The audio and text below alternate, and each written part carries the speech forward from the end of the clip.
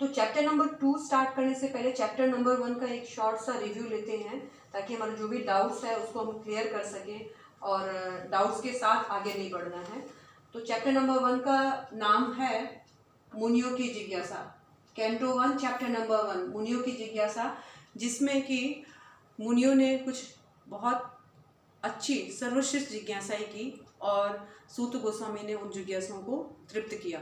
Chapter number 1 कुल 23 श्लोका से है बने हुए हैं और ये श्रीमद् भागवतम जो है अमल पुराण है, सभी पुराणों में सर्वश्रेष्ठ है, इसका बहुत महत्व है। और सर्वप्रथम परीक्षित महाराज ने इसको हस्तिनापुर में गंगा नदी के तट पर परीक्षित जी को सुनाया, जहाँ पर स्वयं सूत गोस्वामी उपस्थित थे। बाद में सूत गोस्वामी ने नैमिषारण्य के 88,000 सेजेस ऋषि मुनि जो हैं और जिनमें अग्रणी सौनक मुनि थे, उन सबको इस वार्ता को वापस से कह सुनाया। तो वापस इसको शॉर्ट सा रिकेप लेते हैं। श्लोका नंबर 1 to 3 इन 3 में हमने देखा कि किस तरह व्यासदेव जो है श्री भगवान श्री कृष्ण का और श्रीमद् भागवतम का ग्लोरिफिकेशन कर रहे हैं। श्लोका नंबर 1 में उन्होंने ओम नमो भगवते वासुदेवाय से प्रारंभ किया और इन तीनों श्लोका का मंगलाचरण लिया और इन तीनों श्लोका में संबंध ज्ञान, अविधेय ज्ञान और प्रयोजन ज्ञान का जो स्थापना है वो हुआ। और फिर उसके बाद श्लोका नंबर 4 और 5 में हमने देखा setting the scene. Shrimad Bhagavatam का दोबारा से जब सूत गोस्वामी नैमिषारण्य के ऋषि मुनियों को समझा रहे थे, सुना रहे थे, तो किस तरह से दोबारा से वो प्लेटफॉर्म बना जहाँ पर ये श्रीमद् भागवतम जो है ये कहा गया। तो व्यासदेव जी जो कह रहे हैं कि एक बार का बात है कि नैमिषारण्य में 88,000 ऋषि मुनि जो है वो कलयुग का प्रारंभ होने के कारण उसका प्रभाव को देखते हुए वो असेंबल हुए और उन्होंने सूत गोस्वामी को चुना स्पीकर के रूप में। और सौनक जो ऋषि मुनि हैं, सौनक जी, उनको उन्होंने अपना लीडर बनाया और उनको आगे रखकर उन्होंने सबने उनसे सूत जी से प्रश्न उत्तर किया और कलयुग के विषय में और जन सामान्य के कल्याण के विषय में कई महत्वपूर्ण 6 प्रश्न किए और उनका जो प्रश्न का उत्तर जो है सूत गोस्वामी ने दिया। तो श्लोका नंबर 4 और 5 में बताया गया था कि नैमिषारण्य में सब इकट्ठे हुए थे और उन्होंने सूत गोस्वामी से प्रश्न किया, क्योंकि कलयुग सामने आने वाला था और कलयुग का प्रभाव जो था कि लोग मंद बुद्धि, मंद आयु, मंद भाग्य, कलह युक्त ये जो युग है उसमें बहुत डिस्टर्ब रहेंगे।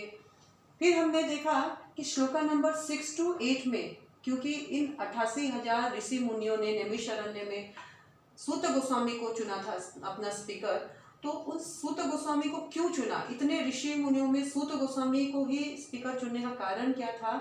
उनकी क्वालिफिकेशन बताई कि वो किस प्रकार से ज्ञान से पल्लवित हैं, अग्रज हैं और साथ में ही सभी शास्त्रों को, पुराणों को सही तरीके से जानते हैं। तो इस तरह से कई क्वालिफिकेशन है एक स्पीकर की श्रीमद् भागवतम कहने की। उन क्वालिफिकेशंस के बारे में 6 से 8 नंबर श्लोका में पता चलता है। और श्लोका नंबर 9 से 23 जो है वो 88,000 ऋषि मुनि सौनक मुनि के द्वारा 6 प्रकार के प्रश्न करते हैं सूत जी से। और वो 6 प्रकार के प्रश्न बहुत महत्वपूर्ण प्रश्न है।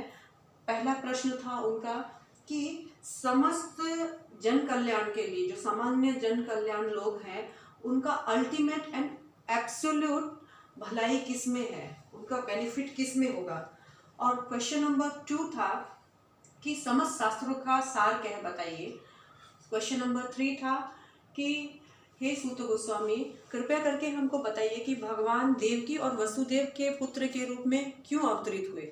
क्वेश्चन नंबर 4 था कि जब भगवान अवतरित हुए तो उन्होंने क्या क्या लीलाएं की और विशेष रूप से उनका जो सृष्टि है उन्होंने किस प्रकार से की। देन क्वेश्चन नंबर 5 था कि कृपया हमें बताइए कि भगवान ने और अन्य क्या क्या साहसिक लीलाएं की, यानी और भी बाकी इनकारनेशंस जो हैं भगवान के, उनके बारे में बताया। देन क्वेश्चन नंबर 6 था उनका कि जब भगवान इस धराधाम से अपनी लीला समेट कर जा रहे थे तो धर्म ने किसकी शरण ग्रहण की। तो इस प्रकार से 6 अति महत्वपूर्ण प्रश्नों के साथ उन्होंने इन जिज्ञासाओं को सूत गोस्वामी के पास रखा, जिन्होंने साक्षात सुखदेव गोस्वामी के मुंह से श्रीमद् भागवतम सुनी, और फिर वही एज इट इज़ जो सुना उसको आगे बढ़ाएंगे। और फिर हम चैप्टर नंबर 2 में देखते हैं कि सूत गोस्वामी क्या उत्तर दे रहे हैं। हरे कृष्णा, थैंक यू।